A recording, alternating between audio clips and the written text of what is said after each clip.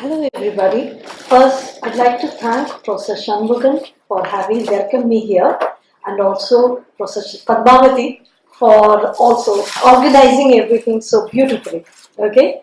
Now, feel free to stop me at any moment. As the young gentleman pointed out, I'm a pretty eclectic economist. I like to use game theory as well as simply talking to people because I think we don't talk enough to people nowadays. We are sort of forgetting that we are social scientists, and it's not just to give vague recommendations but also to make a positive transformation in society. So I'm not exactly an orthodox economist in that sense. How do I do this, please? That two PPTs here. Which one is the one? Yeah. So this one. And you can use this. Yeah. Goes to the next. Yeah. So I'm not used to just standing in one place. Can I just walk around? Yeah, I prefer that.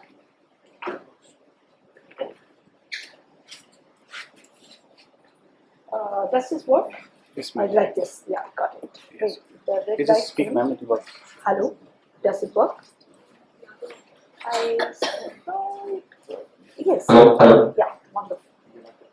Yeah. Hello. Hello. Hello. So it's the angle. Okay. So I'm just going to start as follows. I'm putting the motivation, setting the background on the Indian context. Then we'll go into sanitation systems. Because after all, I'm now a professor of technology and innovation. So you're going to learn something about toilets before I'm done. And thirdly, the conceptual framework, the data collection, the results, and the conclusion. Okay, now the traditional practice worldwide was open defecation everywhere. It's not a bad thing in itself. Okay, this is a cultural practice, especially in all tropical countries where it was warm. It was much more pleasant to do it this way to answer the call of nature in this fashion than to be in a closed environment. Okay, and then toilets were actually a symbol to distinguish between the powerful and the rich and the rest of the society. Okay, and in fact, this manual scavenging caste came. We are not sure exactly how it was created, but it seems to have been created when some invaders in northern India decided that their prisoners of war will pick up the potty, empty the potties of the ladies. Okay, and you know when there is a bad habit, usually it spreads much faster than a good habit. So then our Rajas and all did the same. Once the Rajas did the same, then the townspeople, the richer ones, did the same, and so there was this artificial caste created, and this is a very, very bad thing. Now, as you know, I am skipping because I know I have only 35 minutes, so I'm skipping all the dialogue on empowerment and what happened. I'm coming straight, to the Clean India mission. How many of you know about the Swachh Bharat mission here? Raise your hand. Okay, somebody, tell me what it is. Tell me what it's all about. Yes, please, go ahead. Go ahead. Yeah, go ahead. Stop open defecation basically in the rural parts of the India or more deprived areas there. They still consider to have a toilet in the space where they're living is not good. Is not, so you're thinking, okay, that is, but you see, that's one way of putting it. That's not the only thing. Okay, but basically it is to eliminate open defecation, which is very, very different. In fact, that way India was the precursor because earlier it was just universal sanitation coverage. That is, it was one of the dimensions of the multi-dimensional poverty, and it was just to ensure that everyone had access to a toilet. But this time, it is elimination of open defecation rather than ensuring access to a toilet. So what's the missing thing? Why was there a change, do you think? Why was there a change? Well, we're going to find out. Okay, I'm not going to give the answer. And that's not the only thing, okay, because what you said is eliminate open defecation, essentially in the rural areas where people don't want to have a toilet. Now that's a little bit of the problem, but there's a lot more to it.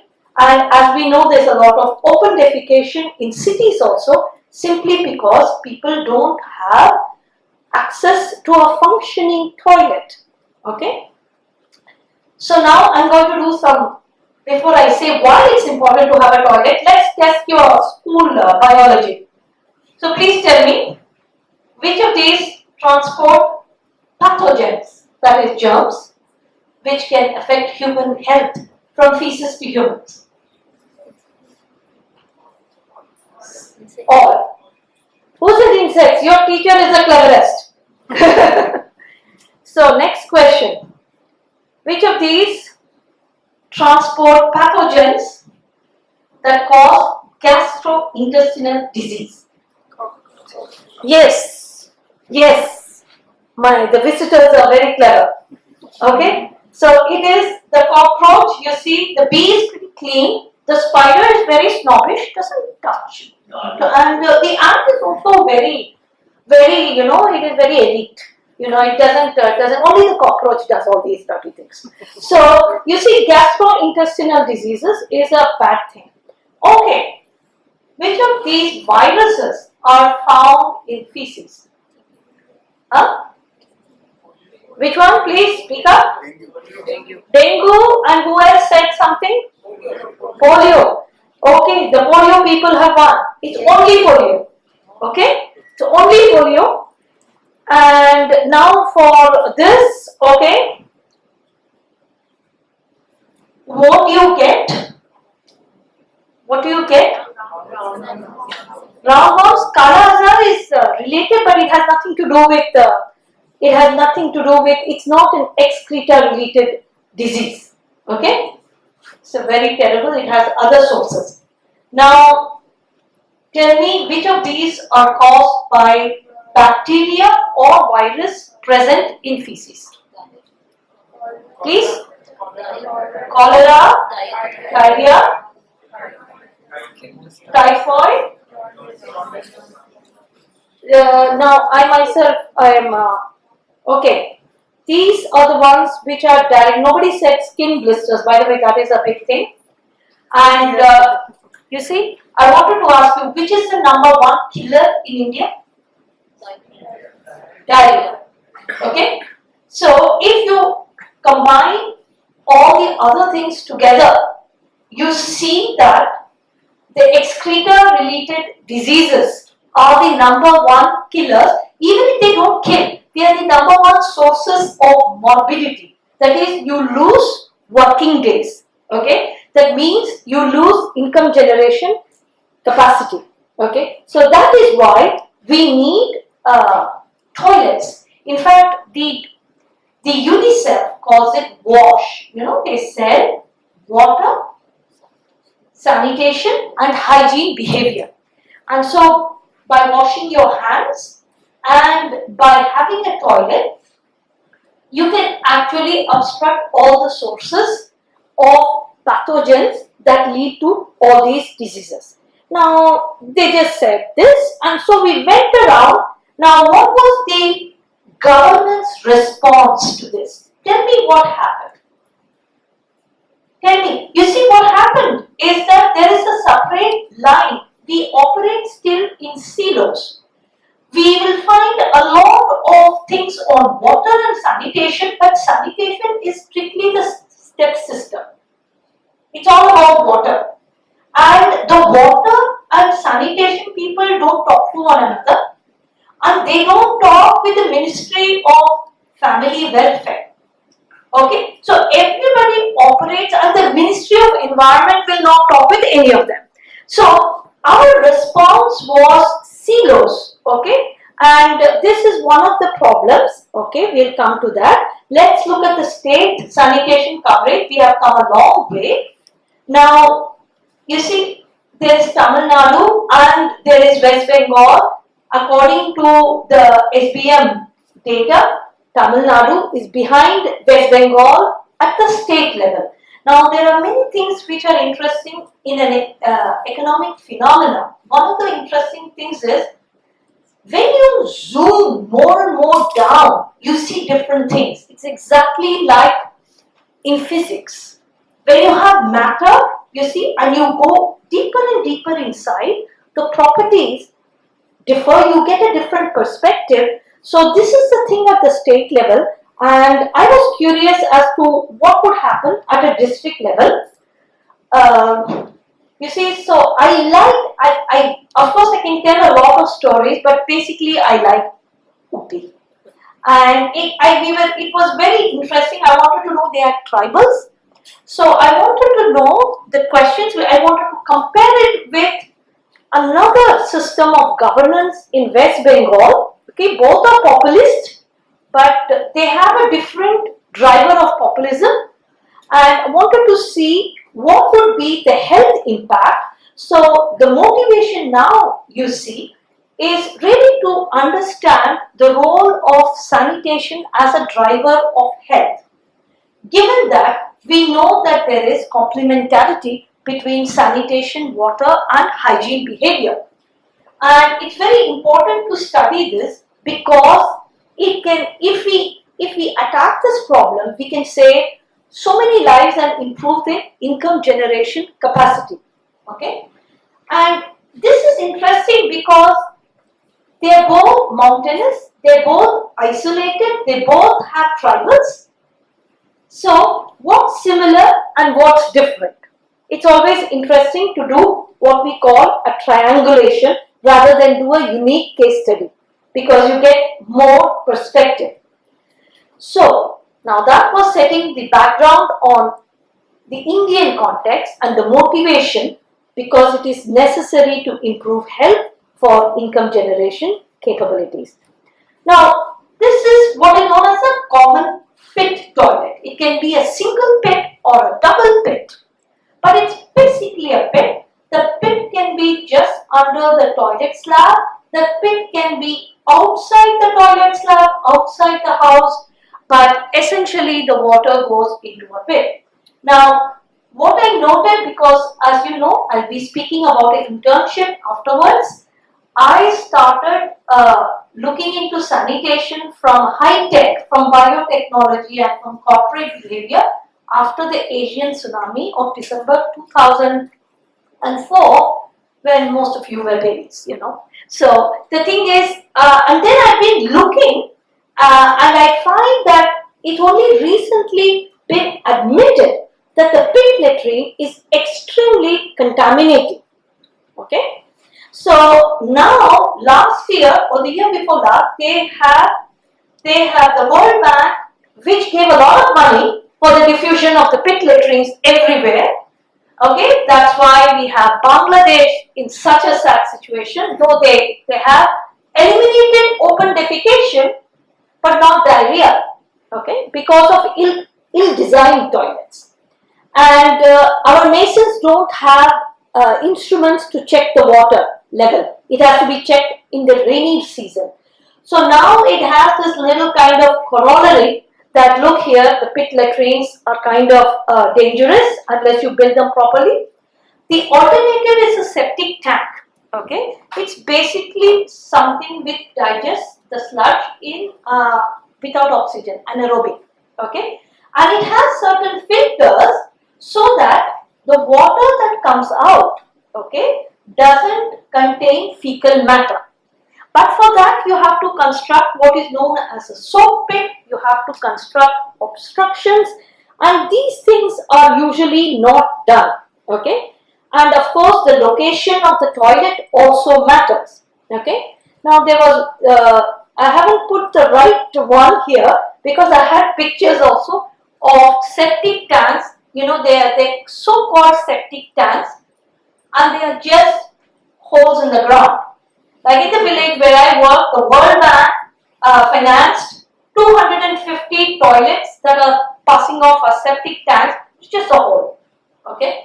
So the thing is, they build a couple of septic tanks, and then everybody's annual report gets done, and then it's covered up, so you can't see what it is. It just so happened people didn't want it, and so I came to know. Okay. So now the conceptual framework. I had a medical student from John Hopkins who was an intern, okay, at the NGO. And so since I was obsessing about diarrhea, naturally, he first did a thorough literature survey on the pathways to diarrhea from the medical literature.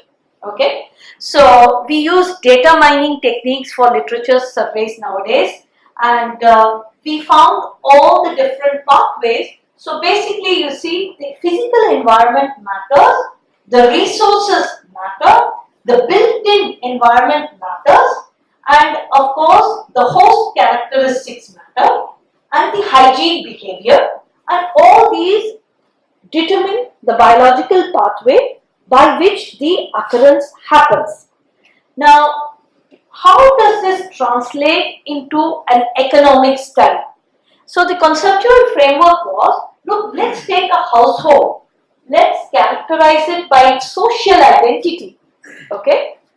But I did not want to use the social identity. It's very popular in India, but I am very, wary of using it unless I do BPL, because you get very strange results sometimes. Like in our village, we got that the Christians were the dirtiest, and the Christians really did not like it, in terms of hygiene behavior. And I don't know, it was so you have to be careful. I prefer to just do populations, but this is then the economic status. Now we have what is known as the multi-dimensional indicators of poverty. So we took it as access to sanitation or deprivation from sanitation, access to water or deprivation from water, hygiene capabilities, and here is where the externality comes in. Because you see, you can have individual hygiene behavior that's good for your family. But as we all know, there is a lot of unhygienic behavior in India that causes negative externalities. Okay? And this is a very, very, very serious problem. And so, if we have these externalities, then we need some sort of an agency in the village. Right now, what is there for everything in a village? Tell me. At a village level, what is governance? Yes, panchayat. Now, panchayat is usually made out of volunteers. They don't get much money. They are simply there to administer the state and central programs. They are implementers. They cannot change anything. So, but in some panchayats are more proactive than the other. So, the agency also matters. The capabilities of the agencies also matters. And there, as I explained about the technology design, the pit latrines, the more pit latrines there are in a village, higher the negative externalities in terms of groundwater contamination. So that also gives an indicator of the contamination besides the wastewater system. And a lot of things, you see, that's when I said, when you said people don't want toilets, you see, preferences are dependent on beliefs, and beliefs are dependent on knowledge.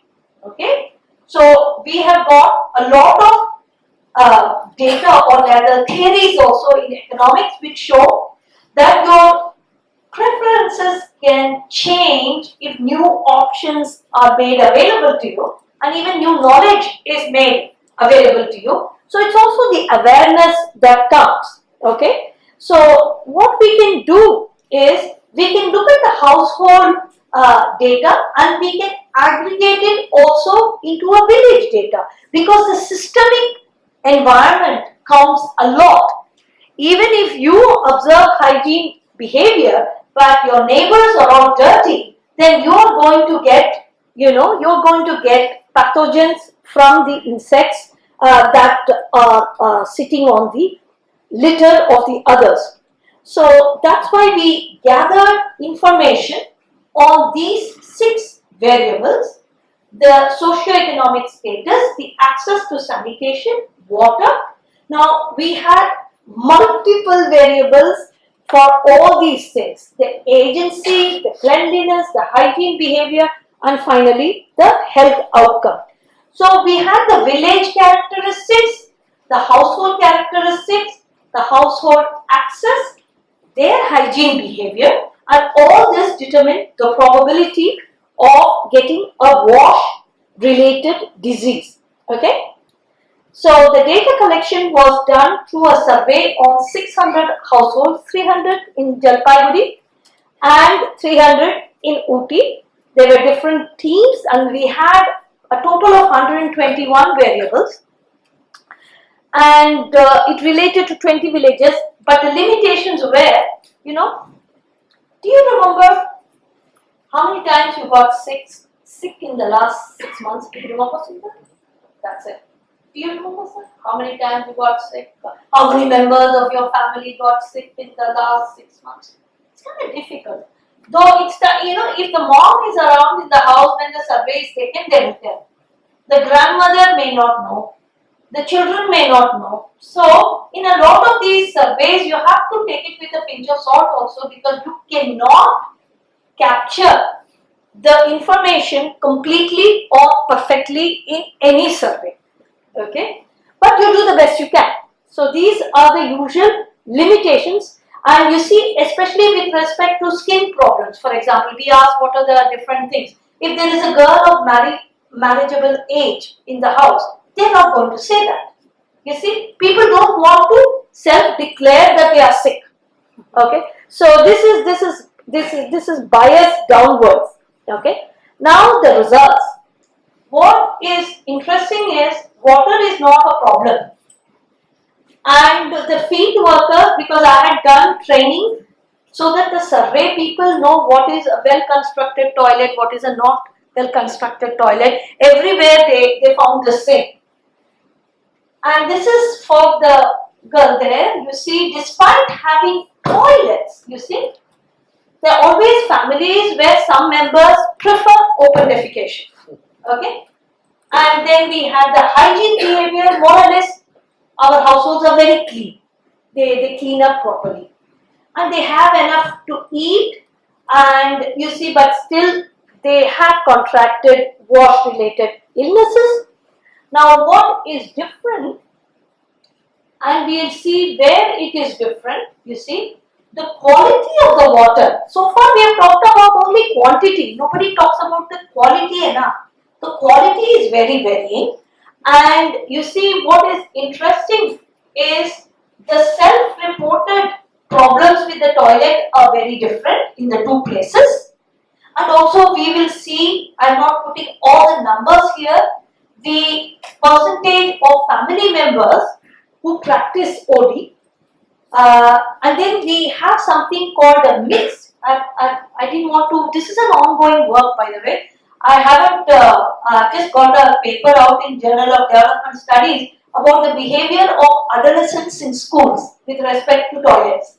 And we find that, you see, this was very interesting. We came across a variable we constructed. That was a great idea, because our results, econometric results, did not conform to any known medical wisdom.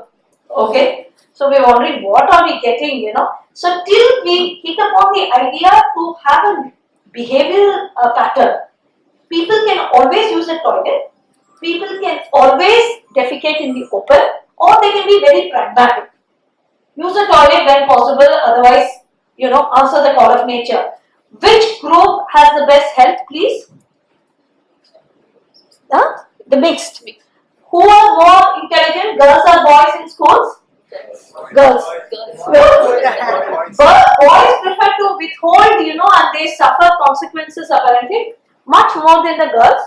So this was very interesting, and the pediatricians loved it. So anyway, but that's how we got this mixed defecation variable. Okay, and then I'm just coming straight to the knowledge. You see, what happens is that we also compare. We asked the people how many problems do you have, and we noted it, and we asked the survey people to also observe and note what were the problems in the toilet. And you see, both the times people are saying everything is fine, everything is okay. They don't like to talk about problems, get over, finish the survey fast, we are all fine, we have enough food, our toilets are working, and nobody is sick, please, bye, So the thing is, whereas you see how many problems were noted, the difference is enormous.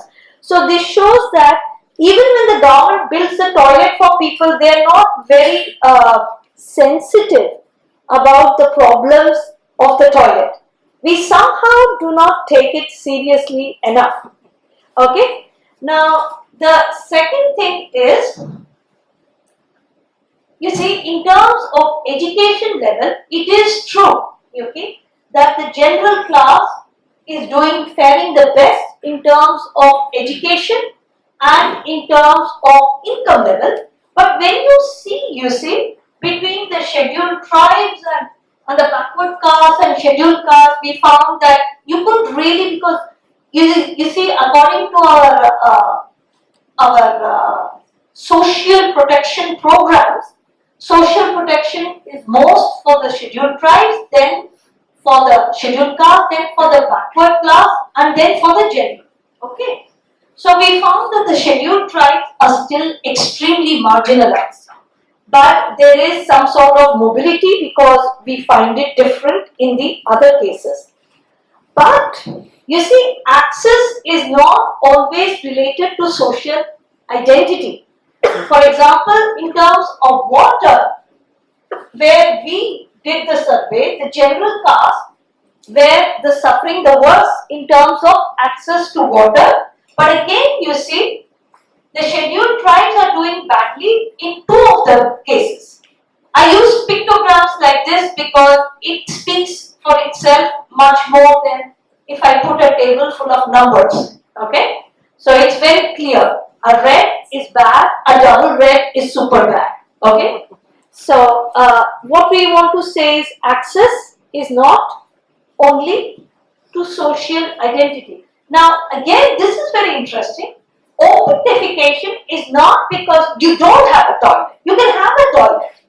You see, there are people with toilets, okay, and in Jalpaiguri, for example, 1 out of 5 with toilet doesn't use it. Why?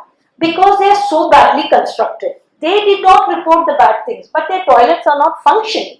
So which shows that skills of the rural masons have to be improved. Okay. So, and in those without toilets, almost everybody, without toilets, almost everybody is going in the open.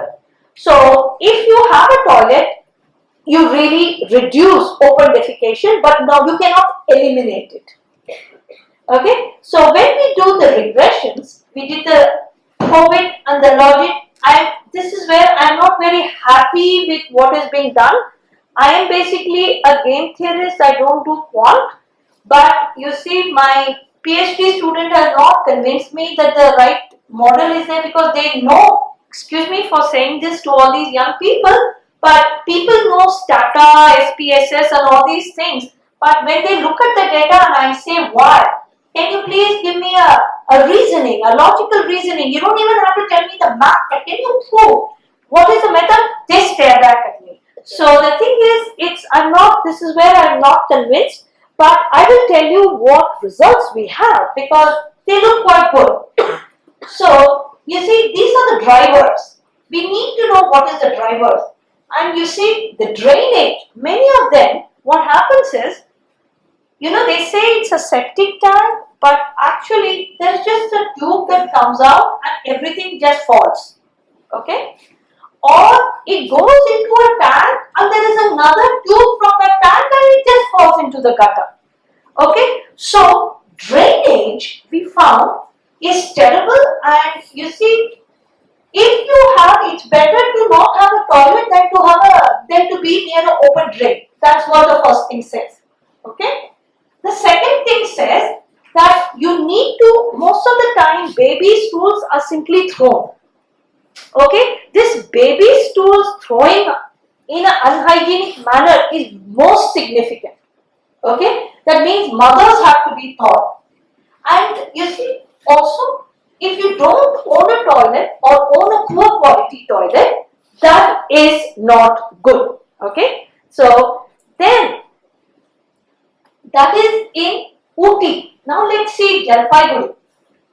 In Jalpaiguri, you see, somehow we do not know why. This is where we have to go back and talk.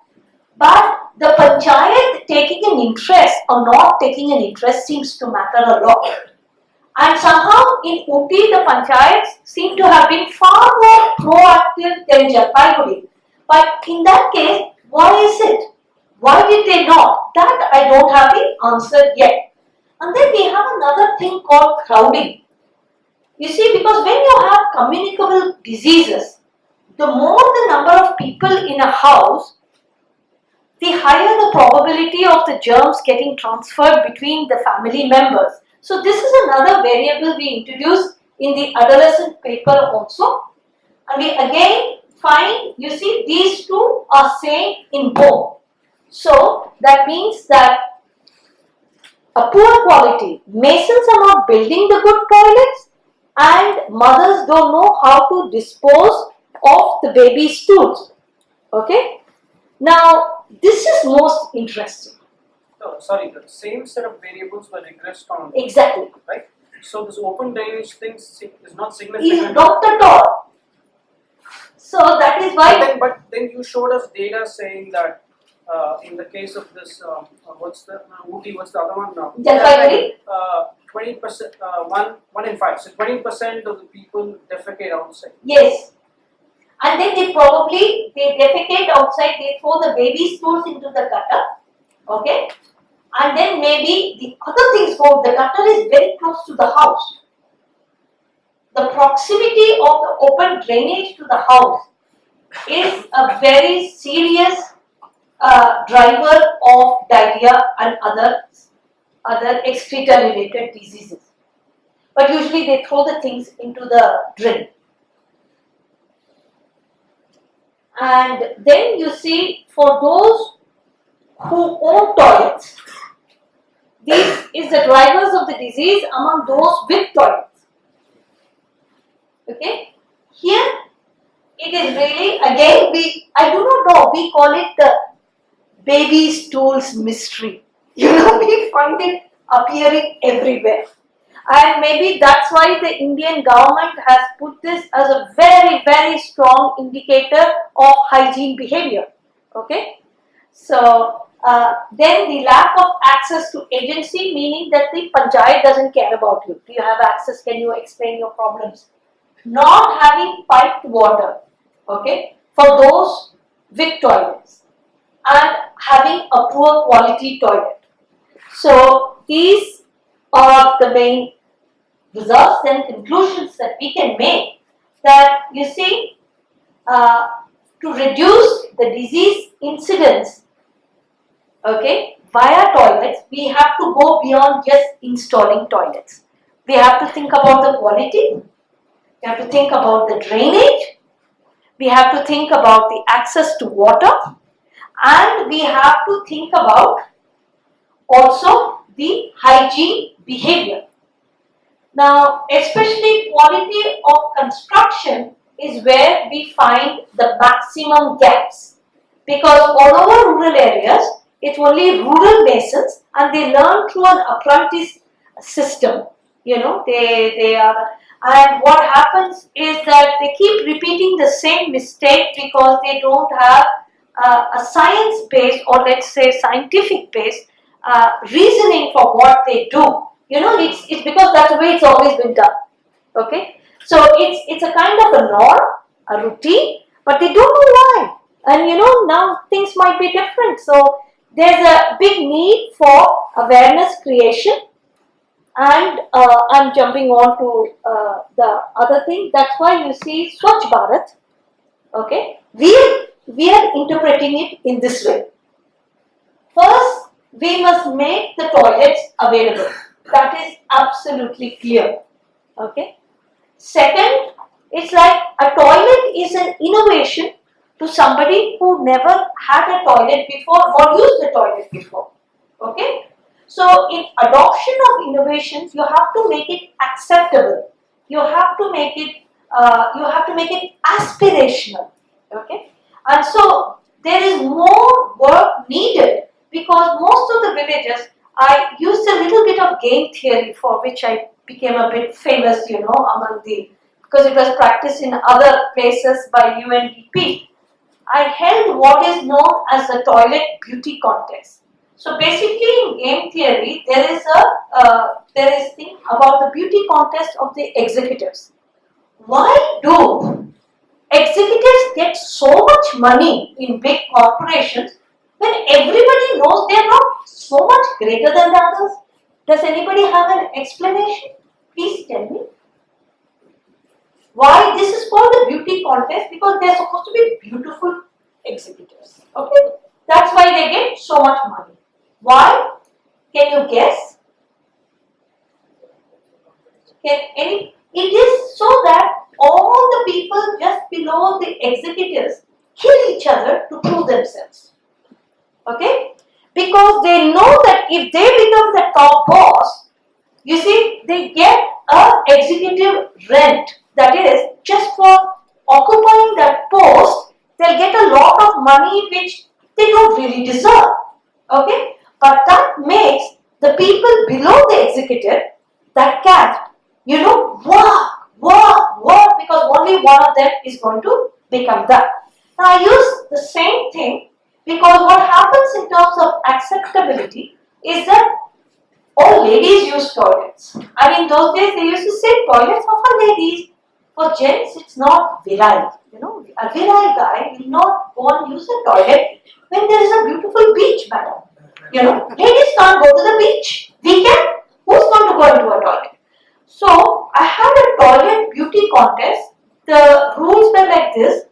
If you wanted to win a prize which was substantial, you had to register yourself as a family, and all the guys had to use the toilet. And because of, village honor, people don't tell lies about the family, because otherwise somebody is going to say, they are registered and you see, that uncle was there in the beach, So this, for the first time, it got about 80% of toilet usage, in that village. So that was interesting, and that was what is meant by acceptability. It's not a woman's problem. I'm not putting here all the results of the focus groups because I don't know what the time is. I tend to run along. But why is it so difficult to make them come to the toilet? Because they say, madam, I'll tell you, there is a need for gendered spaces. Even the adolescent girls don't want toilets. I'll tell you why. They say that right now, they don't want toilets for various reasons. I haven't put the focus group, but I can tell you now. The guys don't want because they say, as soon as the wife is going to scold, to say, did you buy the rice in the market? He knows that he has forgotten to buy. He comes and immediately he says, I need to go. So they say that if they have to even use the toilet at home, there will be no excuse to escape. People in the village are smarter than Yeah, and then the young adolescents, they say, I need to smoke a cigarette, so I cannot be, my mom should know.